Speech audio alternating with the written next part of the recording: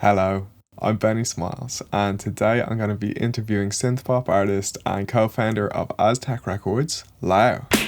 If you want to support the show, you can get special benefits, including video feedback on your tracks if you make tracks, at patreon.com/BennySmiles. If you just want to say hello, you can join the Benny Smiling Politely Discord server, all at the link below. Please like, subscribe and share and all that kind of stuff, and enjoy. I don't know if you can see me on your screen. I think my video's on. Yeah, I can see you. Yeah. Okay, hi. I just woke up. Did you sleep? Did you sleep okay? Well, so because I just moved to Barcelona. I'm building furniture and I'm still kind of moving in to this beautiful apartment. And there's builders in the building upstairs as well. So they've been banging since 8 a.m. But yeah, apart from that. Are they your builders, or they just happen to be in the building? No, they're just happening to be doing work upstairs. And somewhere, tell me about this beautiful apartment. I kind of want the grand tour, but if we're going to do audio only, then I don't know if that's going to translate. Yeah,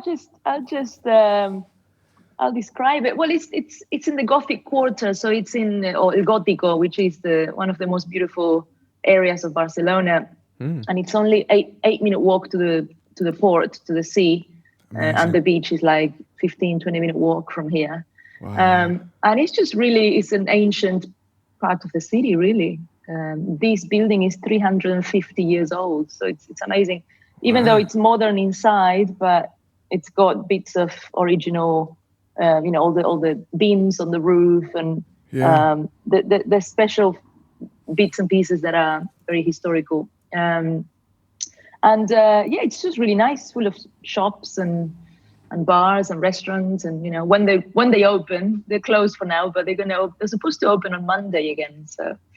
Okay. Is it? What's the lockdown situation there at the moment? It's they're easing it down a little bit, so they're gonna open bars and restaurants. I think half a day, and then there's a curfew at 10 p.m. So you got to be at home at 10 p.m. You can't be on the streets, but it's kind of, I don't know. It's kind of normalized. Everyone's used to it by now. Totally. Everyone's just getting about on their business, doing their thing, wearing masks. You cannot walk on the street without a mask. The police will stop you, so they're very strict about that. And really, and I like that, actually. Yeah, they come around with scooters and they'll tell you off if your mask is down, if your nose is showing. Are we talking it's about great because in the UK no one gives a shit. No, in the man, UK, no one wears them. It's a total piss take. This one certainly feels a lot more relaxed than last time, which is I don't know, good and bad, I guess. Where are you based? I'm in London right now.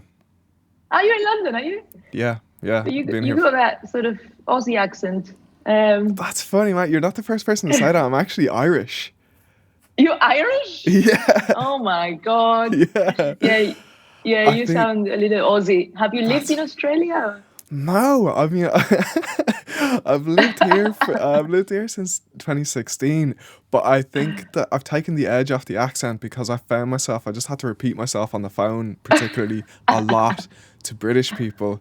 We say the letter between, what is it, Q and S differently to how they say it. In Ireland, we say or, they say R here. So every time I spell my name, my real name is Ross. And every time I'd spell it, I go OSS, and they go, or what? What? That is true. Now that you say, now I can start to hear the Irish, for sure. Okay. But yeah. So like, I left. I moved only about 3 weeks ago, so just before lockdown happened in the UK and in France and everywhere. You moved. And in Catalonia. Yeah, I moved country. I literally drove with my flatmate John. We drove through France and Spain and got to Barcelona literally like 24 hours before they closed both countries, Wow. So we were very lucky in that respect. And then he drove back. So then he had to cross France back to the UK with my car. and return it. Yeah, it's been an adventure, but I'm very happy. It was worth it. That's cool. So wait, you were in London before, right? I lived in London 21 years, half of my life. Oh, holy God. And what made you Yeah. move to Barcelona? I think I experienced London like enough. I was there for a long, long time, and I still love it, and I'm still gonna go back. I have a house there and a business there, and I have a very strong connection to the UK. For sure. I will go back, a few times a year if there's any gigs or any meetings or anything that I need to do. Yeah. I was starting to find London a little bit harsh to live in. I wanted an environment that was a little bit more relaxed, nicer weather and I don't know, just the beach, having the sea and I'm originally from Argentina, so I crave hot weather countries, Yeah. So that was my internal battle with London, was always the weather. I really suffer in the winter, in the 6 months of winter. Yeah, well, 6 months is generous. Like it can be up to 8. It's pretty grim, man. Like you're Irish, you're used to rain. You know what I mean? Like It doesn't my make it Irish any friends love better. the rain, and I can't. Nobody loves the rain. And the other thing about Irish people, one of my best friends loves it because it reminds him of back home, and he likes to be cozy indoors, and it's meditative, but he loves it, and it's cool, and I got friends who love the cold and the snow and winter sports and all that, and I'm actually the opposite. I like the beach, the sun, all the outdoor sports that you can do, which is wearing shorts and a t-shirt, I'm so deeply with you on this one. Don't listen to your Irish friends. Yeah, I'm so much happier if I can leave the house in just like a vest and a pair of short shorts, and then know that Isn't it amazing? It's so good. Yeah. And then knowing that you're not going to have to worry about like bringing a jacket if you're going to be out in the evening, or carrying an umbrella. And it seems like a small thing, but it does. It's just like one extra little stress, isn't it? And it just, I don't know, it just feels so much better. The only reason I like the rain is on days when I have to be indoors working all day and I can look out my window. I sit just behind like a window, and I can just look out at the rain, and it makes me feel cozy, and it kind of alleviates the guilt of just being indoors all the time. Ross, I think that's why the UK has so many great artists, is because the weather is so shit that you just stay at home in your studio and you create. And it's happened to me. I spent months and months and months locked in my studio, just writing and writing and writing, and creating and signing artists and releasing music, and because there's nothing else to do. You can't just, you can't go. I don't know. I wouldn't go for a walk in the rain. I just don't do that kind of stuff. I like to do that when the weather is nice. Yeah. So you end up with reduced choices, and you end up just being, okay, let's stay at home and let's be productive. And it's great for that. I do love it. And I'm scared that Barcelona is going to have too many distractions, but it's about finding that balance, Yeah. It really is about that. It's like all great bands coming out of economic depressions when everybody's unemployed in Ireland in the 1980s. Loads of great music happens, and I guess in Britain as well. Yeah, absolutely. Absolutely. Restriction is the mother of creation, right? Yes. That's what they say. Yeah. So if you got nothing else to do, you're going to write some great albums, I hope so. Or you're just going to spend a lot of time writing and come out with loads of shit. Maybe. But tell me about this. You're busy all the time, it seems like. You've got a lot going on. You've got the label. You've got your project. You've got other things. What's happening? Yeah, it's all happening. Well, I was very busy with the Nina project for nearly a decade. We set up that project sort of as a band. We released lots of music, a couple of albums with her. We toured the world a few times.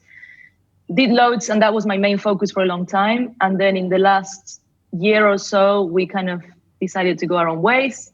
And I launched my solo career, which is, it's great. I've released 4 singles. People seem to like them, which is cool. They are rad. And oh, thank you. And my album's coming out in February for my birthday, hopefully. So I need to get back on it and finish it.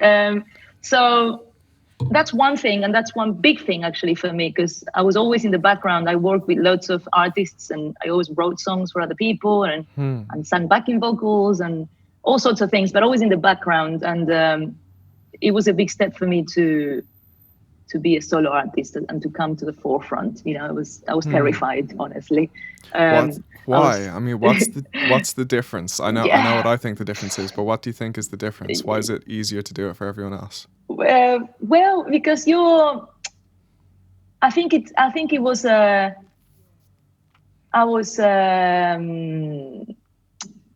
how can I put it? It's easier to, if there's any criticism, it's not directed to you directly. You're kind of in the background. So it's a bit like a shield, you know, you're hiding behind. You're so scared how people are going to receive the music. And now it's fine. Now, after 10 years of career, I know people really liked what we did with Nina, and those 2 albums are pretty much classics, you know. But at the beginning, you don't know what the reaction is going to be. And also, you know, self-conscious of my image, of what I'm saying in my lyrics, and all sorts of things, you know. So I think it was a very safe space for me to be kind of hiding in the background, not showing my face too much, not showing who I am too much. And I think now I went to fuck it, you know, fuck it. This is who I am. And some people like it, some people won't, and that's fine. And it took me actually 42 years to come to terms with that and go, well, you know, music is subjective. Some people love some bands, some people hate them, and that's just how it is. You'll never please everyone, so might as well do what you do, you know, what comes out of your heart, and say what you want to say. And some people will connect and some people won't, and that's also cool, you know. So I think it was a whole journey for me to get to that point, and now I'm really happy that I did it. Can't wait to get my album out. So that's my main focus. With it, like, the only surefire way to make music that isn't going to connect with anybody is to not be truthful and to try and obscure whatever parts of yourself are trying to escape, or that the things that make it most difficult to be honest in music are also the things that make people connect with it the most, or in any kind of art, or in any kind of self-expression. Absolutely. In any sentence that you say. Yeah, you can fake it for a little while, and then people will start to realize, as in, you know, I've written for artists, you know, and you know, and you can fake and pretend that maybe that you mean that, or you wrote that, or whatever, and eventually people realize that it wasn't you, you know, that that's not the real you. So I think it's better to just to, I don't know, I don't like to write for other artists anymore. I realized I want to sing my own songs, and I can collaborate with people, and that's fantastic, but I don't want to give my songs to other people. I don't know, I don't like it. Okay. I don't do it very often anymore. And then why not collaborate and put your name to it and be proud of the product instead of hiding. For sure. For sure. I think that's important. And then answering your question, I've been busy with the label as well, basically. Running the label. We got about 25 artists, I think, at the moment. And it's crazy, man. It's great. I'm signed up to all of the updates, so I get these emails about like twice a day that there's another record out. How do you juggle all of this? I don't know how we're managing, but we've grown a lot in the last year, and so this label was set up by me, by my one of my best friends, Ariel, and myself. Mm-hmm. In fact, he set it up first. Records, by the Aztec way. Records. Aztec Records. Yeah, in London, so that's where the company is based. And he set it up like 11 years ago to release his own music. And I said, hey, I know lots of artists. Why don't we join forces and we can release tons of music together? And we both basically ended up co-owning and funding this thing, And it was dormant for a few years, so we didn't do a lot with it. And then in the last year or so, it just went crazy because in a weird way, even though obviously the pandemic's been horrendous for the arts and for the music and for venues and businesses. It's been horrible for everyone, massive changes. But at the same time, people needed music. They needed to do something at home. They needed to watch movies and consume art and watch Netflix series and listen to music, listen to podcasts. So in a weird way, we kind of grew a little bit. We realized there was a lot of demand and more demand for vinyl, for cassettes, for CDs, because people are not spending that money on holidays and unfortunately they're not going to live shows, and so they had to channel that energy somewhere else, I think. So, and we simply started to feel that demand and go, okay, here's some more great records you should listen to, and here's some more vinyl, and here's some more cassettes, and from a team of 2, really, because it was 2 of us, we're now 13. Oh, it's wow. 13 people. Yeah. This is incredible. Some are part-time and some are full-time, but we're covering all the aspects, everything from sort of press, design, videos on YouTube, the physical side, this worldwide distribution, all sorts of things. But it all starts with your demos that get sent to me, and I listen to them and I go, do I feel something? Does it move me? Is this really well produced? Is it cool? And then we decide to sign it, and the whole process starts. But Sure. But yeah, it's been very interesting. It's been very interesting this last year. A lot of changes. Yeah. Do you have a routine that where do you fit in listening to demos? Because I feel like I get sent quite a bit of stuff as well, and the crushing weight of having. So I also work full time as a recording engineer and a mix engineer. So that's Amazing. my kind of day-to-day job. And then I'm kind of being sent quite a lot of stuff outside of that, and it's a lot of pressure to listen to all this stuff and give it my full attention.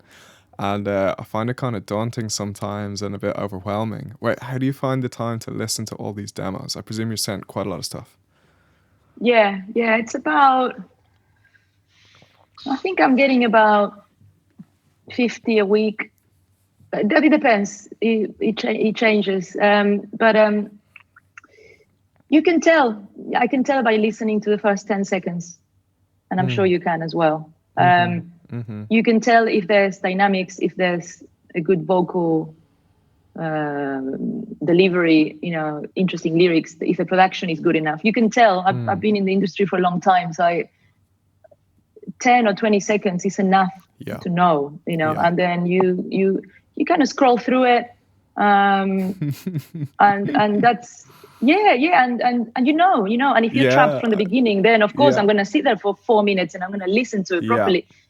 But it's you can tell straight away, and a lot of the times I give them feedback and I say, hey, listen, it's got potential, but a 3-minute intro is not going to cut it, Your chorus didn't come in until the 3rd minute, and so and a lot of these guys, and I don't mind that, because a lot of these guys are just starting, so I'm not trying to discourage anyone. In fact, I hope they listen and they do fix it and come back to us. It's all constructive, criticism, and it happens a lot of times. They go, they fix it, they come back, and I go, yeah, this works now. Like this, this sounds good. It's got potential. Let's maybe find you a vocalist. Let's get some vocals on there. Okay, so you act in that capacity as well. You hook people up.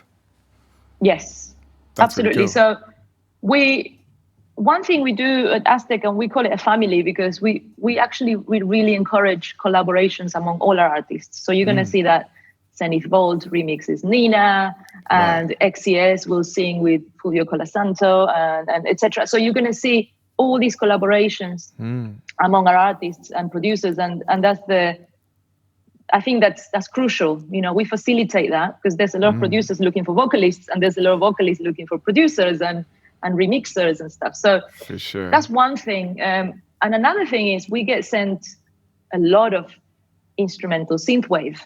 And even though we've released a few instrumental albums, I always aim for, like, if you listen to our releases, we aim for vocal tracks.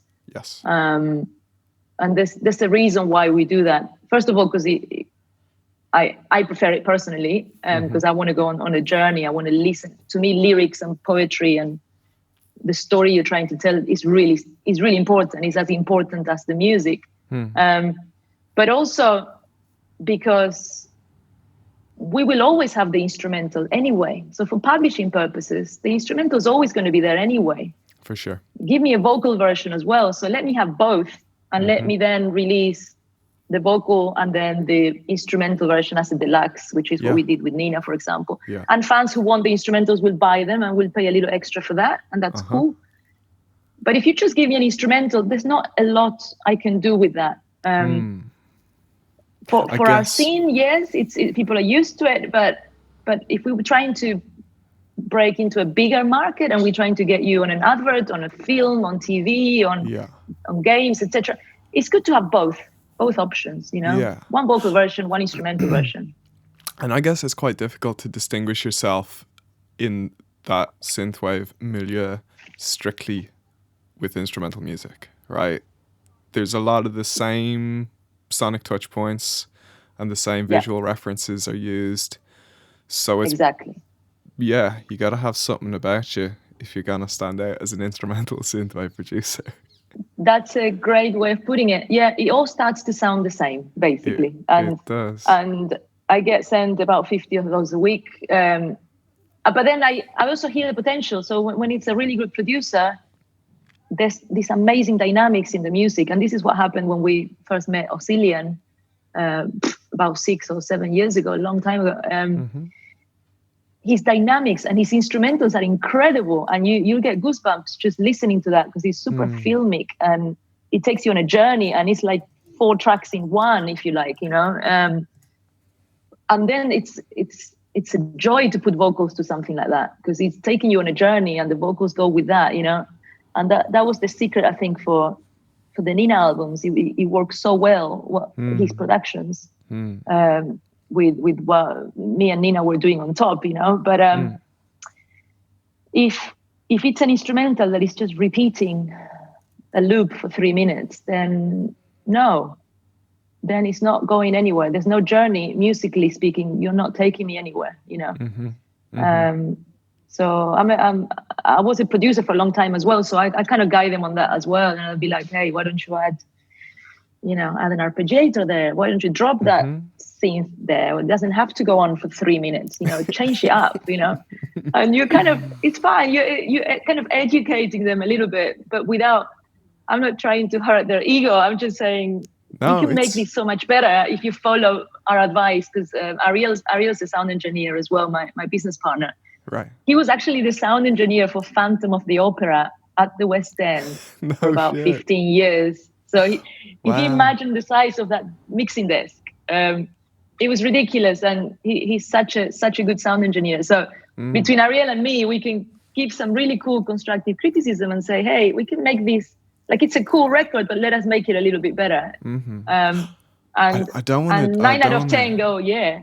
And it's when someone with more experience is offering you advice, you are wise to take it. But I had a session with a sound. Oh my gosh, my brain is not working because I didn't sleep very well. But a West End sound engineer, and he told me that they have separate guys. There's like a balance engineer who just mixes the levels of various dialogue and sound effects and things that are going on. And then there's someone who's actually shaping it, you know, EQing things and compressing things in the traditional sound engineer way. So there's 2 people. One's just the balance, like the mixing engineer, and then the other is sort of like the sound engineer proper, which blew my mind. I mean, I'm sure. I mean, and also musicals are getting more and more complex, you know, but I remember seeing Ariel mixing, and I would sit next to him. He invited me to a few shows, and it was just him, you know, and a huge mixing desk, and it's a live orchestra. So you're mixing a live orchestra. You're mixing some samples as well. You're mixing I don't know how many performers on stage. They all have 2 mics in case that one fails, and oh my god, it's so intricate. Like, It's Man, honestly, that's a lot for one person. That is a lot for one yeah, person. yeah. But of course, they rehearse it, and that musical's been going on for years and years and years. So, Yeah. but How did he still, feel about that? Maybe I should get Ariel on as well because I really you want to should pick his interview brains Ariel, about this because stuff. he would have so many stories to tell you about musicals, and he also worked on Wicked, and I mean tons of musicals. Actually, I can't even remember all the others, but yeah, you should interview him. Wow, I'd You love should to. I definitely. would love to. I'd love to. It's a whole different world. Sorry, yeah, Yeah, I don't want to sidetrack too yeah. much. But yeah, I guess we're talking about people sending stuff in and you giving feedback. Yeah, it's really invaluable just to have a more experienced ear to just, even if it's a suggestion that ultimately is not the right thing, but you go and try it and that leads to something else that does turn out to be the solution. Just having Yeah. objective perspective is incredibly important. So really, really useful. Yes, absolutely. And that sometimes that happens. We end up maybe compromising, or we meet in the middle with a decision, and that's fine, but we feel like we improve things a little bit. And also we always encourage people not to master their own tracks, even though they're capable of. We always say, look, send us your pre-master and we will pass it on to a proper mixing and proper mastering engineer who will master it with fresh ears. Right. With that objectivity is so important, and someone taking the pre-master and making it better. You shouldn't write it and produce it and mix it and then master it yourself. I don't think. I think it's overwhelming, and you lose the plot by the end of it. You don't know what you're listening to anymore. Unless you're Prince. Yeah. Yeah. Good point. Yeah, I don't think we have. Yeah, I don't think we're working with Prince, but yeah, it's. I find that we get better results doing it that way. Much Fully better agreed. results. Fully agreed. And I do that with my stuff as well. Even though all our producers are capable of mixing and mastering and all that, but I don't want them to be mastering their own stuff. I want to send it off to someone else.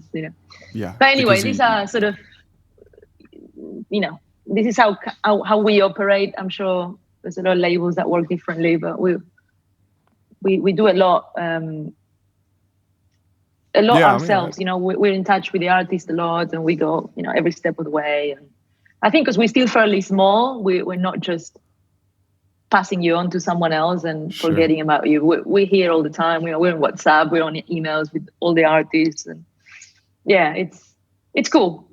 We're busy, but it's cool. We're happy about it. That's really cool, man. That's awesome.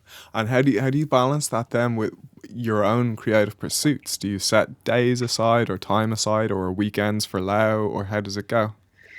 That's a really good question. Sometimes I struggle because the label takes so much of my time. But what I have been doing, Ross, is I have to switch off my WhatsApp and my Wi-Fi. I switch it all off. Wow. And then I can sit and write and create and record, Otherwise, it's every 5 seconds there's a WhatsApp notification and an email, So I have to be disciplined with that.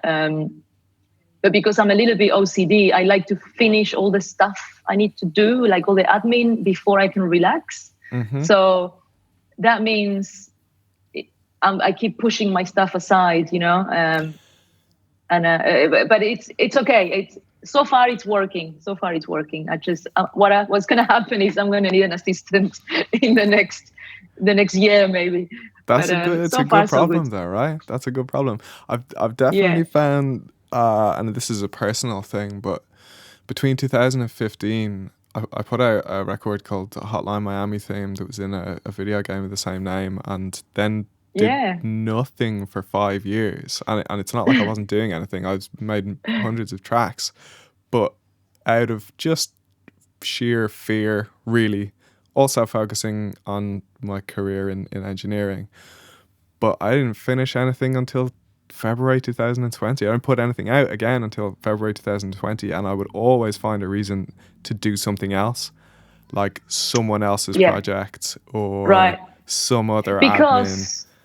I'll tell you why we do that. Yeah, I'm the same. It's a weird, let's call it productive procrastination. It's weird because you are doing lots of stuff, and you do the stuff that is quick and easy, but your stuff takes so much more brain power and so much more creativity and so much more time and effort and energy It's that you leave that for emotional the end. investment. Yeah, and I can't just switch off. Like if I'm all day dealing with like contracts or manufacturers or distributors or whatever, I can't just switch and get into my album creative space. It takes me maybe a day or two to relax and to actually, get into that creative mood, It's not that easy. So I like to get all the admin stuff out of the way, get it all done, switch off all my emails and WhatsApp, and then I can have maybe 2 days in a row that I can do music, Yeah. And that's actually, today is that day when I'm going to dedicate to music because I finally set up the studio. I've just I saw on your Instagram, you've got your little setup. That's really cool. So you're in Logic? Yeah, Logic 10, yeah. Well, Logic Pro, yeah. I don't think it's called Logic X anymore. Yeah, I've been using Logic for 20 years. I love it. Yeah. I love it. I'm used to it.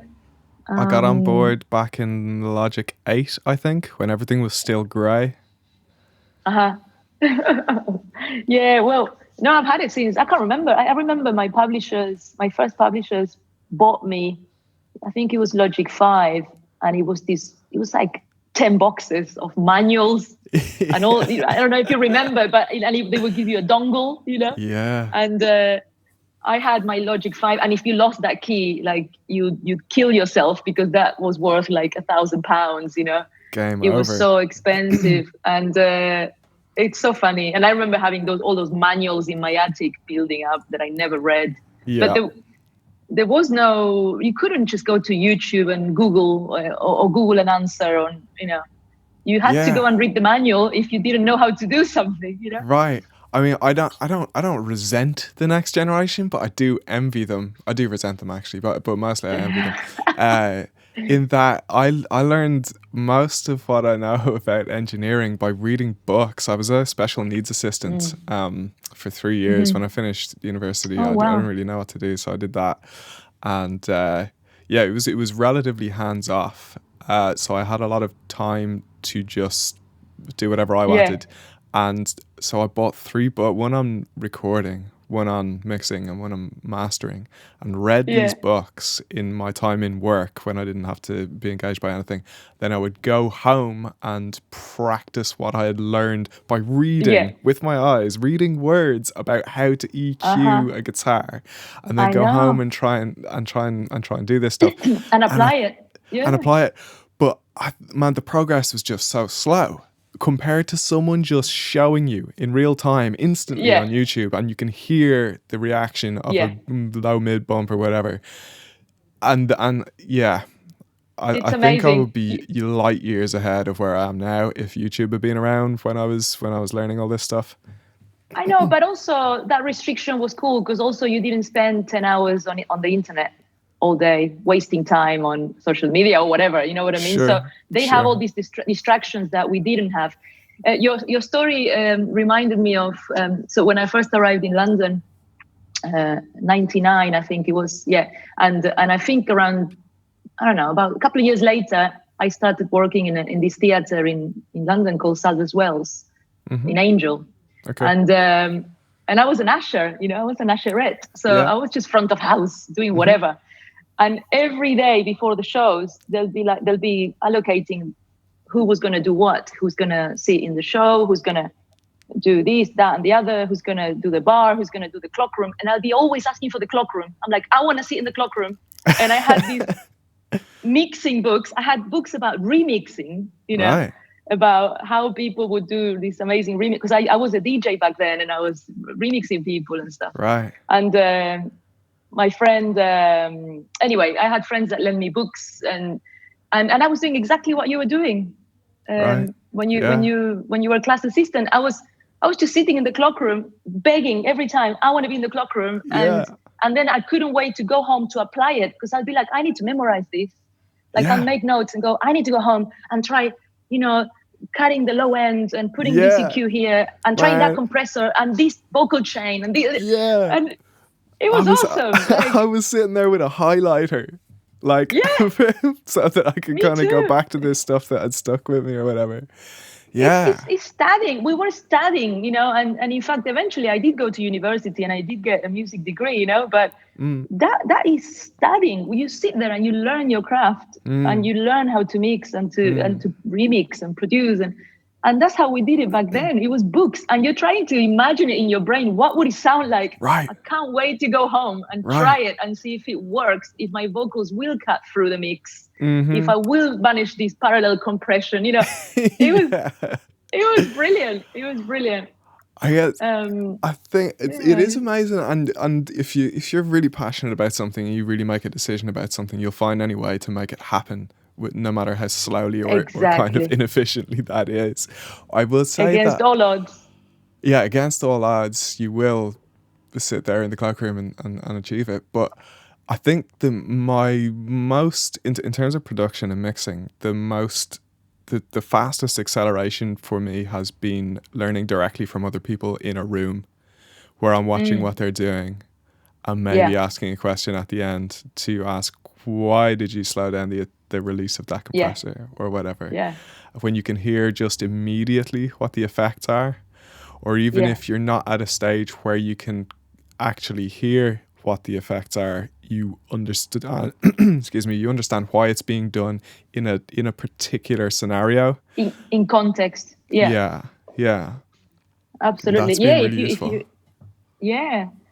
Well, you speak to Ariel about it, but I think that's how they learn. There's always I think it's called the second sound engineer in big musicals. They'll be looking over their shoulder and just learning, just watching and watching and watching for Yeah. I don't know how many shows until it's like driving a car, until they finally give you the command of that massive mixing desk. And Right. Yeah. it's a whole process. It's a whole Yeah. process. It's funny. I like there's definitely parallels in what I do. So my work is more or less exclusively in studios where you are the assistant engineer until you become the engineer. But what Yeah, tends to happen, and definitely in my case, was that someone just couldn't do it or someone cancelled last minute. So you go from being the assistant engineer to the engineer yeah. on the morning of, or like the The night emergency. before or Yeah, yeah. something. Yeah. And you're like, oh fuck. But I know. you've Yeah, been learning all this stuff, and you'll have been taking downtime and getting friends bands in and sort of practicing that way. And when it comes down to it, you're absolutely capable. You might not yeah, be as experienced and calm about it, but you're definitely yeah. capable, at least on a manual kind of technical level. But look, like you were, I think fear holds you back, and what you were saying about where would you be if you had YouTube 10 years ago, how much would you have learned, and I feel the same as a solo artist. Where would I be if instead of writing for other people for 10 years, I would have done my solo career? Where would I be now, as a solo artist? I And fear was holding me back and self-belief. I was like, I'm not good enough, I'm not really a singer. That was my thing. I'm not really a singer. I write songs, but I'm not really. Well, yeah, I am a singer. If I'm singing all this and I'm recording it before the yeah, artist goes in and sings it, then yeah, I've sung it first, for sure. and I wrote it. Do you feel regret about that? A little bit, but also But why? a tiny Why? bit. But also, I realized that it was a journey that I had to live through. I had to do everything I've done. Be a producer, be a DJ. I toured as a DJ, then I toured as a drummer, session drummer for many years. Then I became, sort of ghost writer, if you like, Yeah. for Nina or whatever. I don't know, kind of. And be in the background for all this time. It was a journey I had to do to go, hold on a minute. I'm really comfortable doing this myself. 100%. I don't have to hide anymore. I don't have to, Yeah. And who it's knows? cool. I just, the reason I asked the question about regret was because I guess I've had a kind of similar trajectory where have always wanted to just engineer and mix and produce as a full-time thing. I spent a lot of my 20s in bands playing various instruments and teaching production software, but only committed to doing this really relatively late on, about 10 years after most people start. And I kind of would beat myself up about that initially, because you start at the bottom of the ladder and you're making tea for people when you're fucking 28 years old, and it's not a good feeling. Yeah. But I know. I'm happy to say that I don't feel that way anymore, and I appreciate that because I started so late and because I had the experience and maybe a certain degree of maturity that age Yeah. brings, or just like that progression through life brings. I worked fucking hard for maybe definitely more focused than I would have been 10 years previously. And I think if I was given the same opportunities 10 years previously, I would have balls them all. Whereas this time around, there was absolutely no option to fail. No doubt. Very, very and focused. Also, I think I couldn't visualize myself. I couldn't see myself as a solo artist 10 or 20 years ago. That's why. So it was a very necessary journey, trying things and going, oh, I can do this. I can, and I was a DJ for 8 years with my friend Christine. We were called Disco Damage, and we used to tour all around Europe, playing some big clubs, Yeah. We were doing really well, but the club scene as we grew older, we were like, you know what, I don't know if I can stay up until 6 a.m. to play a set, It's everyone's off their heads, and we're like, we just woke up and had a coffee, It was like, I don't think I can do it, mate. Like, we're in our 30s, to me it was, it's just stages in your life. So there's absolutely no regret in that respect. It was a journey. It was a journey. And deep inside, I always knew I was a songwriter. That's one thing I always knew. I just didn't know how to put it out there. I didn't know how to get it out onto the world, and how to present it, and what would I want to sing about, and what would I look like, what would I sound like. There was so many unanswered questions, and then eventually things just fell into place. And I went, okay, it's time. Let's just put out my own songs and see what happens. Well, it's kind of impossible to pursue anything that you can't see, that you can't visualize. Exactly. Yeah, absolutely. And also, I'm a firm believer that you're not one thing. You're not one thing. You have many talents, and you will those things will change over time. So I always wanted to be a drummer. I was a drummer I'm still a drummer. I'm not going to stop being a drummer, but that's all I wanted to do when I was 16. And that's all I did for the next 15 years, Right. But then interests change. You change as a person. You grow. You have life experiences. For sure. You become better at what you do. You want the next challenge, For me, the next challenge was to be a producer, and the next challenge was to be a songwriter, and then the next challenge was now my challenge is to be a singer, Sure. So it changes. You're not just one thing, and you don't have to stick with one dream, because I think it's human nature that once we get what we wanted, we want something else. It's human nature. Yeah. You can say, I want to win a Grammy, and once you win it, and then what? Yeah. Well, I'll get then the first one what, for then best like, engineer, second one for producer. But yeah.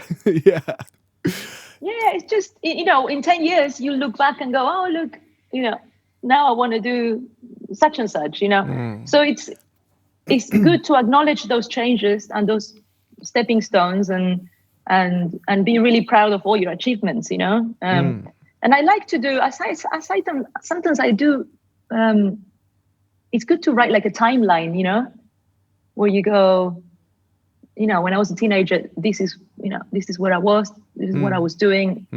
Then this, write down your achievements in big steps, in decades, if you like, but, or it kind of gives you perspective and a tap on the shoulder about everything you've done. If you ever feel down, you go, but look how far, look everything I've done. That's like pretty I've nice. come far, Yeah. I think it encourages you to keep dreaming and keep aiming and keep finding challenges. Don't just stand stale in one place. For sure. So scared to change, Like there's the pursuit of the next challenge, and there's also sometimes discovering that behind the curtain, you set your sights on something and you desperately want to achieve it, and then once you get there, you realize it's not all it's cracked up to be, or there's some negative side of it. A couple of friends of mine, and it's something that I went through in the last kind of year, was a particular career goal, and working on some sort of high level pop music, I guess, and which is nice, but the reality of that is just a miserable existence, working constantly and just burning out, and the day-to-day existence of that. The extremes are just not actually that fun, and it began to just feel like a desk job, like I'm sitting in front of a computer for 13-14 hours a day tuning vocals of just it all gets a bit grim. But when they say be careful what you wish for, because it's about have a goal and have, I call it the carrot, have that carrot dangling in front of you, that you're being directed towards that goal, and that's your encouragement to get there, and that's amazing. But also that's not the end of it. Once you get that carrot, where else are you going to go, and how are you going to manage your time so whatever objective you had, you're doing it in balance. You have to be balanced. You can't have this, and that's why I like to have my creative side as well. I need that balance. If I only do 100% label stuff and I lose myself in the process, I'm not quite happy either. I don't want it to feel like a job. I want it to feel like I enjoy it, and it's our baby. We created something great with Ariel. But if I only do the music thing, also I'm missing out on these amazing artists that I'm working with. I'm building this community and releasing. We love releasing and finding talent, nurturing it, and putting it out in the world, and making it, if we can, making it a little bit better if we can, and putting it out there. Those are also our babies, So it's balance. It's balance. It is balance. It's balance in every respect. What else do you do to balance all of that? Do you exercise? Yes. What are your hobbies? Do you have hobbies, man? Because my hobby has always been music, and now I do all the time. What else is there? I know, and I have to push myself not to do music like all the time, because it's everything I do is related to music all the time, and it's a lot. So I started boxing about, a few years ago. I started boxing actually at the Islington Boxing Club, and just as a boxing fitness run. I'm not punching anyone on the face. It's just you punching pads and bags and things like that. And I loved it. I loved everything about it, and I loved how I felt afterwards. You feel relieved. You feel light. You feel sore, but it's a great feeling. And so I'm doing boxing usually once a week. And I used to play tennis as well. Where did you live? Okay, all these places you're mentioning, I live beside Clissold Park in Highbury. I get the feeling that we live very close to each other, never knew it. Yeah. I was living for 15 years. I was off Hornsey Road between Finsbury Park and Crouch End. Which is I worked at the church studios. Oh, really? Yeah. Man, I must get in touch with him and just say hello. I used to work in the church studios in Crouch End. Did you? Yeah. I went there. Is that the one that Annie Lennox used to? Yes, and Dave. Dave Stewart. Yeah, it's now owned by Paul I went Epworth. there once for a party. Yeah. What party? What a great back when like a long time ago? A long time ago. Over probably 20 years ago. Okay. Wasn't David Gray? Wasn't he also? Either he recorded there or he owned it. I can't remember now. I think he might have owned it for a bit. Yeah, that rings a bell. That's such a nice studio to work at. What a beautiful building as well. It's stunning, man. But yeah, I was there for 15 years in Finsbury Park area, kind of North London, Crouch End area. No shit. Yeah. So I forgot what we were talking about. I don't know either. I'm just lamenting that like you lived next door for 15 years and then we're only you You should connecting interview the week. Sunglasses Kid as well, by the way. Yeah, I will. He's your I'll get him neighbor. on. I'll get him on. And then, but yeah, we finally talk and you're in fucking Barcelona. I don't know. But yeah, I don't know hobbies. Yeah, what we yeah. were talking Sports. about. Oh I love yeah, sports. boxing. Yeah. And I love sports, and that's also one of the reasons why I left London. That I couldn't do any outdoor sports. It's impossible. You only have a couple of months of summer, and then like I could not play tennis, for example. It was impossible. You have to be rich to be able to afford an indoor tennis court in London. It's so expensive, and it's just rubbish in the term. I think most sports people, they train in warm countries. They go to Miami or they go to Sydney or because you need the outdoors if you're going to be doing lots of sports outdoors, that doesn't involve rain, So I'm looking at doing some tennis classes here, and there's something called paddle tennis, which is like a little wooden racket Like that table only tennis? exists. No, it's bigger. It's played with a tennis ball. It's like a tennis court with walls. And so it's a mixture between tennis and, let's say, squash, for the sake of this conversation. Right. And it's a wooden racket. And that sport only exists, as far as I know, it only exists in Spain, Argentina, and Uruguay. Uh-huh. I don't know other countries that play it, but it's a great sport. I love it because it's like playing tennis, but you can bounce on the walls as well. Anyway, it's very popular here in Spain. And you can play it on the beach as well. Like you can practice on the beach. So yeah, I'm signing up to all these classes. Right. Yeah. It forces me away from the computer and out into the world and into the outdoors. I think it's important. Yeah, to get that balance. Realizing more, totally, and realizing more and more the importance of even little breaks, not just like once a week going to play paddle tennis or whatever else, but throughout your day. I used to kind of resent having to make phone calls or take phone calls or do anything that wasn't strictly focusing on music. But I'm realizing more and more that those things are actually essential, and the more breaks I take, the more work I get done, which is quite paradoxical. Yes. But having that chat for 5 minutes with a friend or whatever it is, just giving your break, completely letting go of whatever task it is, whatever creative problem you're trying to solve, and focusing on something else. That's all the stuff that energizes you and recharges you so that you are better able to go back and solve it. And also very important is posture, you're like my shoulders, my neck, all that kind of stuff. If you're sitting for 12 hours in front of a screen, it's not very healthy. You're supposed to be moving. You're supposed to be walking and, do some stretches. I think it's very important. And we forget, sometimes it's good just to set an alarm, That's why if what I found if I sign up for a class and I know I have to be 6 p.m. at the beach because there's going to be a boxing class, I have to stop.